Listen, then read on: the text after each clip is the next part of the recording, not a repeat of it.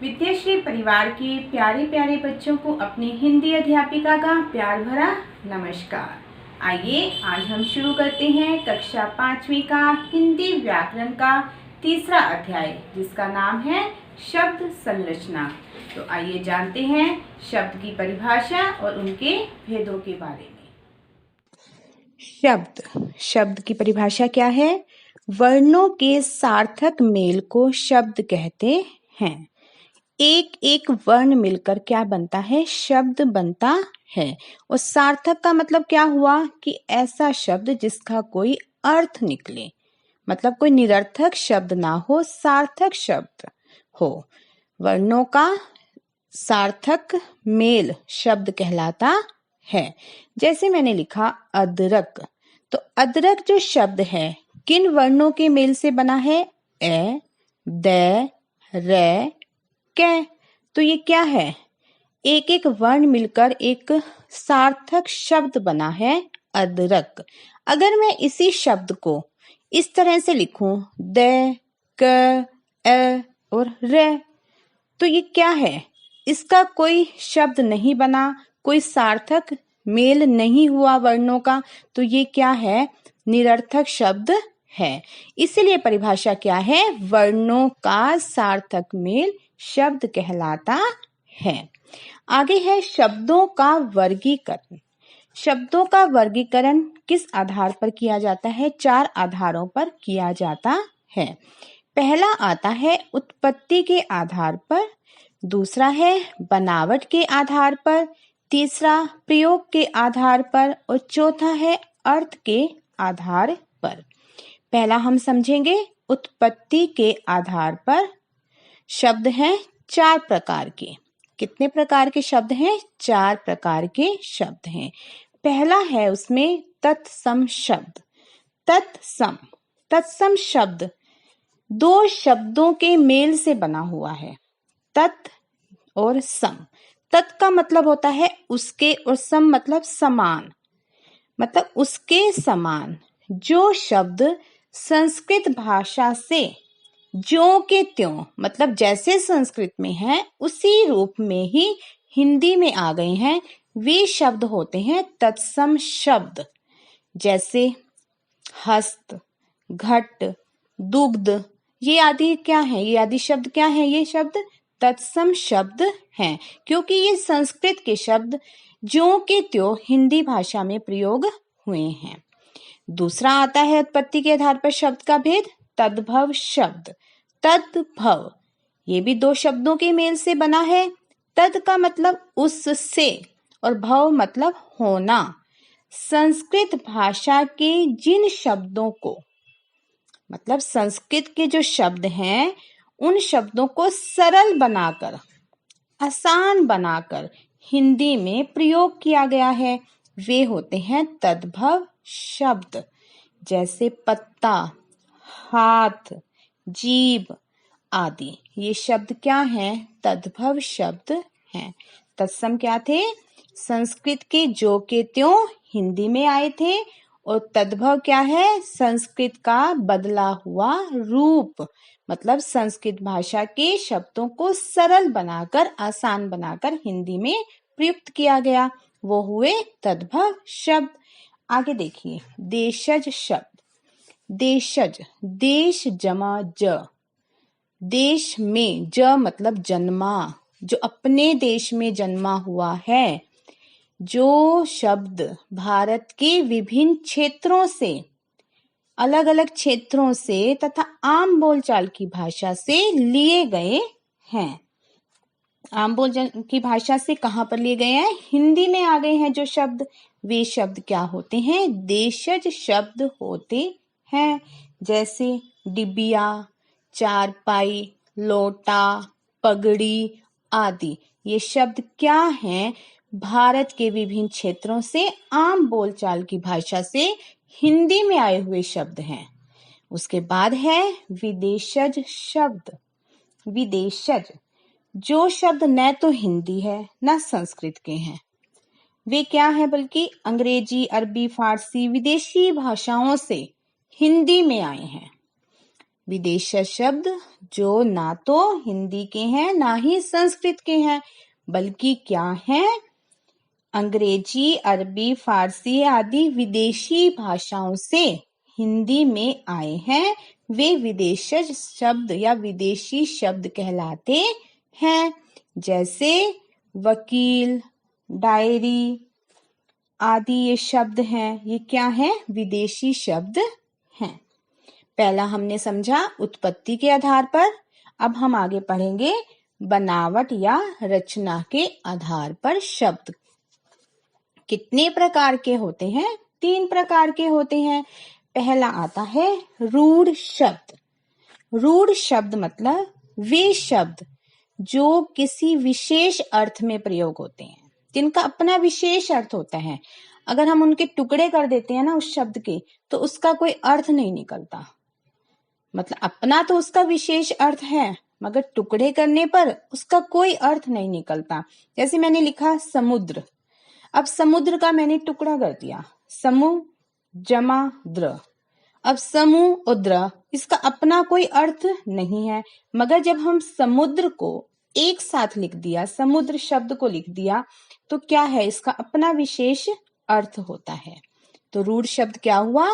जिसका अपना विशेष अर्थ होता है, मगर जब हम इसके टुकड़े कर देते हैं, इसको हम अलग अलग कर देते हैं, तो इसका कोई विशेष अर्थ नहीं निकलता। तो वो क्या होता है? रूढ़ शब्द होता है। आगे देखिए यौगिक शब्द। यौगिक, यौगिक मतलब योग से बनने वाला। योग का मतलब होता है किसी जोड़ से बनने वाला, जोड़ने पर जो बने। ये शब्द कैसे बनते हैं? 2 शब्दों के मेल से बनते हैं। अगर हम इनके टुकड़े कर देते हैं तो इन दोनों शब्दों का अर्थ निकल जाता है। जैसे मैंने लिखा विद्यालय। विद्यालय के हमने टुकड़े किए, विद्या जमा आल्य, तो इनका अर्थ निकला विद्या का, आल्य मतलब घर। तो इसका मतलब क्या हुआ? इन दोनों के टुकड़े करने पर इन दोनों का ही अर्थ निकलता है। आगे है योग रूढ़। योग रूढ़ शब्द योग जमा रूढ़, अर्थात वे शब्द जो यौगिक होते हुए भी विशेष अर्थ को प्रकट करते हैं। यौगिक होते हुए का मतलब क्या है? यौगिक शब्द हमने समझा क्या थे। यौगिक शब्द यौगिक जिनके टुकड़े करने पर दोनों शब्दों का अर्थ निकलता है। मगर इसमें एक योग रूढ़ में एक हमने अन्य बात कौन सी बोली है कि यौगिक होते हुए भी मतलब टुकड़े करने पर अर्थ तो निकलता है, मगर वो अर्थ क्या होता है? किसी विशेष के बारे में हमें बताता है, किसी विशेष अर्थ को प्रकट करता है। जैसे मैंने लिखा दशानन। अब इनके हम टुकड़े करते हैं दशानन के। दश जमा आनन। दश, दश का मतलब 10, आनन का मतलब मुख, मतलब मुंह। 10 मुंह वाला। हम दशानन किसी विशेष व्यक्ति, किसी विशेष के लिए प्रयोग करते हैं। वो विशेष क्या है? रावण। दशानन शब्द सुनते ही आपके दिमाग में क्या आएगा कि रावण के लिए बोला गया है। अब मैंने बोला नीलकंठ। नील जमा कंठ। नील का अपना अर्थ है नीला और कंठ का अपना अर्थ है गला। नीलकंठ दोनों शब्दों का अर्थ है, मगर नीलकंठ सुनते ही आपके मन में किसके बारे में मन में किसका नाम आएगा? शिव जी का। नीलकंठ मतलब शिव जी के लिए प्रयुक्त हुआ है। इसी तरह से मैंने बोला गजानन। गज जमा आनन। गजानन के हमने टुकड़े किए। क्या टुकड़े किए? गज जमा आनन। गज मतलब हाथी, आनन मतलब मुंह। हाथी के समान मुंह वाला कौन है? गजानन। हम किसको कहते हैं? गणेश जी को कहते हैं। मतलब टुकड़ों के अर्थ निकलते हैं, मगर वो किसी विशेष को बताते हैं, तो वो होता है योग रूढ़। यहाँ तक हमने समझा। आगे देखिए प्रयोग के आधार पर शब्द के भेद प्रकार कितने हुए? 2। पहला आता है विकारी शब्द और दूसरा आता है अविकारी शब्द। विकारी शब्द वे शब्द जिनके रूप में लिंग, वचन तथा काल आदि के कारण परिवर्तन आ जाता है। विकार का मतलब ही क्या होता है? जो बदल जाता है, जिसमें परिवर्तन आ जाता है, वो विकारी शब्द होते हैं। ये संख्या में कितने होते हैं? 4। सर्वनाम, संज्ञा, विशेषण और क्रिया। संज्ञा, सर्वनाम, विशेषण तथा क्रिया, इन चारों के बारे में हम अगले अध्याय में विस्तार से पढ़ेंगे।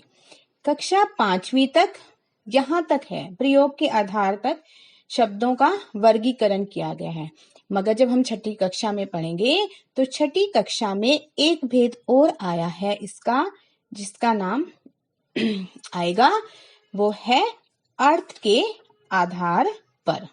पहले हम प्रयोग के आधार पर पूरा समझते हैं। हमने विकारी शब्द को पढ़ा, उसके बाद हम पढ़ेंगे अविकारी शब्द। अविकारी शब्द वे शब्द जिनके रूप में लिंग, वचन तथा काल आदि के कारण परिवर्तन नहीं होता।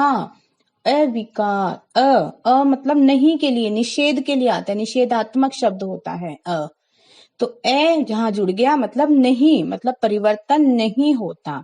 विकारी मतलब परिवर्तन आना, अविकारी मतलब परिवर्तन न होना। ये भी संख्या में 4 है।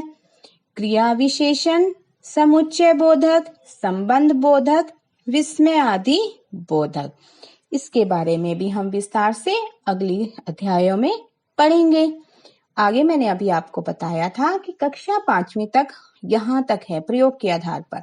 उसके बाद एक और है अर्थ के आधार पर। शब्दों के 2 प्रकार होते हैं जो हम 6ठी कक्षा में पढ़ेंगे। अर्थ के आधार पर शब्दों के 2 प्रकार कौन कौन से होते हैं? सार्थक और निरर्थक। सार्थक मतलब जिसका कोई अर्थ निकलता हो, और निरर्थक मतलब जिसका कोई अर्थ न निकलता हो। इसके अंतर्गत क्या क्या आएंगे? पर्यायवाची शब्द, विलोम, अनेकार्थक, अनेक शब्दों के लिए एक शब्द, और श्रुति सम भिन्नार्थक शब्द होते हैं।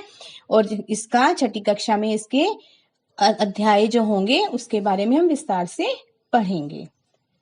अब हमने शब्द संरचना को बहुत अच्छे से समझा, तो चलो एक बार इनके मुख्य बिंदुओं को हम दोहरा लेते हैं। पहला हमने क्या समझा कि शब्द क्या होते हैं? वर्णों के सार्थक मेल को शब्द कहते हैं। उसके बाद हमने क्या समझा कि 4 आधारों पर शब्दों का वर्गीकरण किया गया है। पहला क्या है? उत्पत्ति के आधार पर, जिसके अंतर्गत क्या क्या थे भेद? तत्सम, तद्भव, देशज, विदेशज। दूसरा था बनावट के आधार पर, इसके अंतर्गत कौन से भेद आए थे? रूढ़, यौगिक तथा योग रूढ़। नंबर 3 क्या था? प्रयोग के आधार पर, इसके अंतर्गत 2 भेद थे, विकारी और अविकारी। और चौथा जो है वो है अर्थ के आधार पर, जिसके अंतर्गत आते हैं सार्थक और निरर्थक। आशा करती हूँ आपको अच्छे से शब्द संरचना के बारे में समझ में आ गया होगा। इसका अभ्यास घर पर अवश्य करना। धन्यवाद।